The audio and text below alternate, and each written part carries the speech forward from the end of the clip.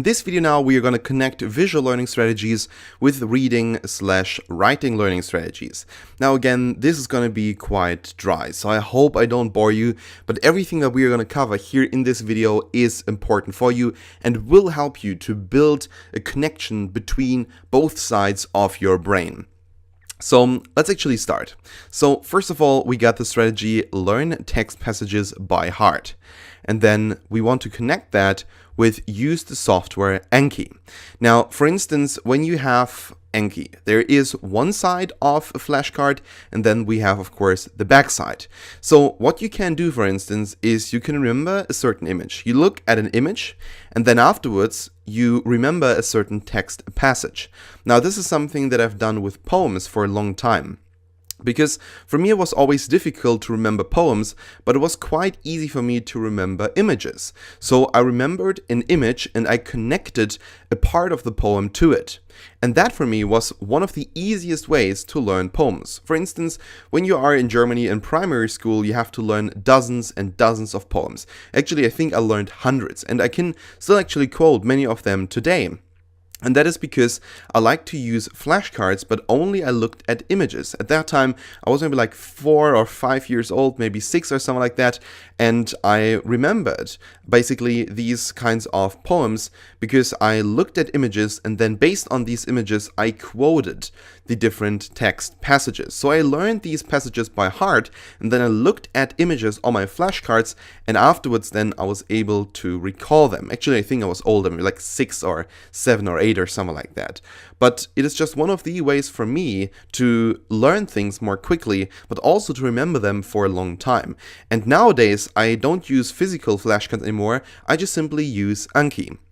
So check out Anki. It is again an amazing software. It's completely for free. You can get it for Mac and or for Windows, and I think it's even available for Linux if you're using a Linux operating system. So then number 2, we want to connect always write down extra explanations, for instance for charts, diagrams, and for existing text passages, with create for every important information a unique drawing. So for instance, when you have information such as, let's say, in charts or something like that, or you have raw numbers, you want to create an image from that. So let's say you have a chart and you want to remember that chart and you want to remember what is written in that chart. You want to simplify it. For instance, how exactly does the graph go? It is very unlikely that you're gonna remember all the numbers in the graph, but you can remember, for instance, where the graph is going. Does it go from the bottom left to the top right? Does it go from the top left to the bottom right? And you can make a very short drawing, just basically one stroke of a pen, in order to remember where this graph is going. And this is how you can simplify your language. This is how you can simplify, let's say, the images. I don't want you to be a Picasso. I don't want you to, create amazing, beautiful images. We don't have time for that in most cases. I want you to be precise, to be short, and to create something that you can use in order to basically recite certain information. So for instance, when you see a chart, remember where exactly is the graph going, then create a very short, stroke of a pen or something like that that reminds you of that chart and how it goes.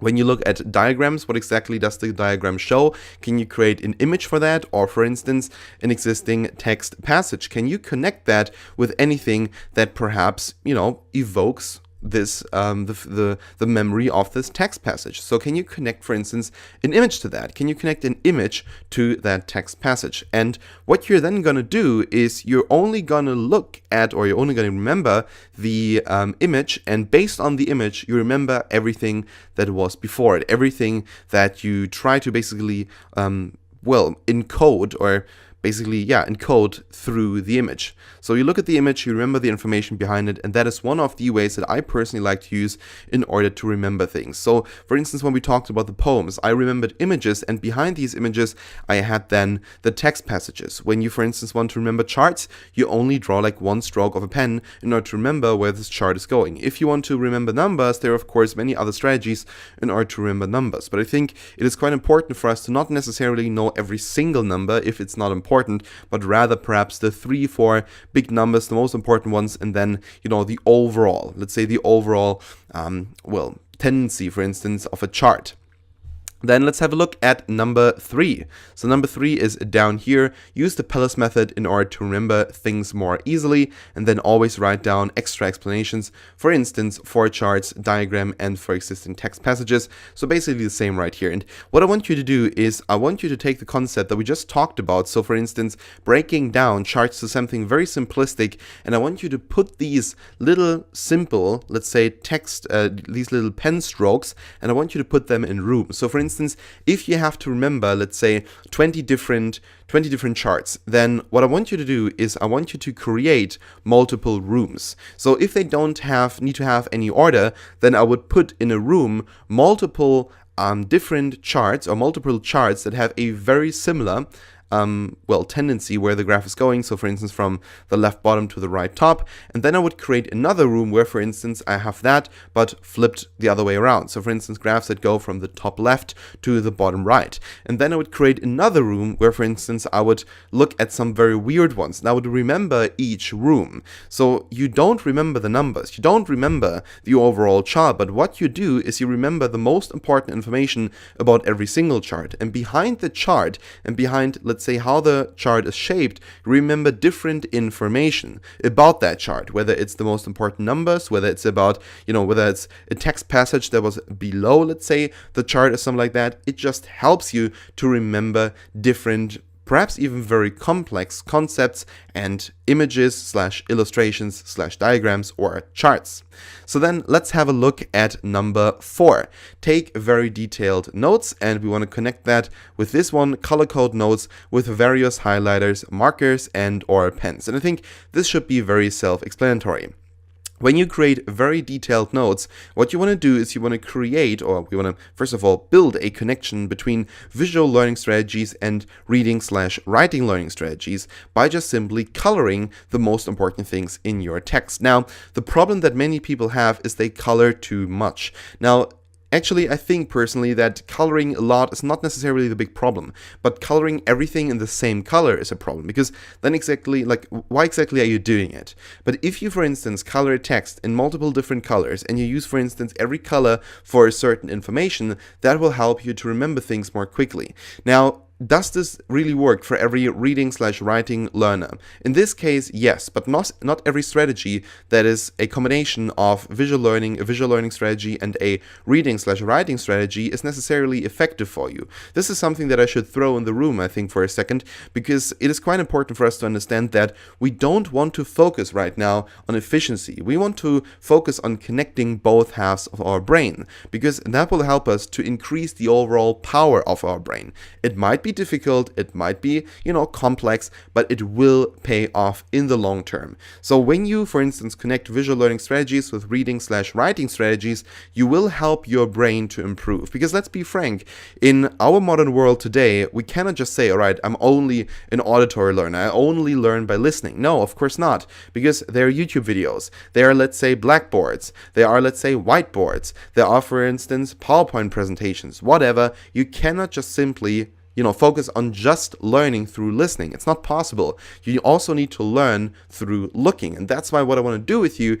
is I want to connect different parts of your brain in order to make connections more quickly and for you to remember information more quickly and to keep it in your brain for a longer time. Because if you experience knowledge with multiple senses, it will stick there for a longer time. Even though perhaps you don't have talent, let's say, for learning through auditory learning strategies, but you have, a talent for visual learning strategies. It doesn't matter. You need to focus on the brain power, not necessarily on the learning strategy. So then let's go on and let's have a look at number 5, this one down here. Start copying entire text passages to your notebook and create for every important information a unique drawing. And it's basically the same thing. We want to take a passage of a notebook and we want to make sure that we put a drawing in the notebook that is connected to the text passage, or when we copy entire text passages, we only look at text passages and then afterwards we only copy an image. So we only copy an image of, for instance, the text passage. So we look at the text passage, we look at the message, we look at what this text passage is teaching teaching us, and then afterwards we create an image that represents what this passage is all about. So this is one of the strategies to break down language, but also to just accelerate your learning process. Now, it will be difficult for you in the beginning. Definitely, it will be difficult, especially if you only read a text once, but it will become more easy over time. So then let's have a look at strategy number 6, which is focus on reading a text multiple times for multiple purposes. And then we want to connect that with pictures, videos, posters, slides, and screenshots, because they're all beneficial. Now, what exactly do we want to do? For instance, when we read a text multiple times, we get information in multiple, let's call them columns. So for instance, we have the column, let's say plot, we have the column characters, we have the plot, we have the column, let's say suspense, we have the column location or something like that, and then we write down all the information. For instance, where is it taking place? Who is involved in it? How high is the suspense? What exactly is the plot? Like all of these different things, we write them down, and then afterwards we're going to put them on a poster, and we are going to, structure it in the most efficient way as possible.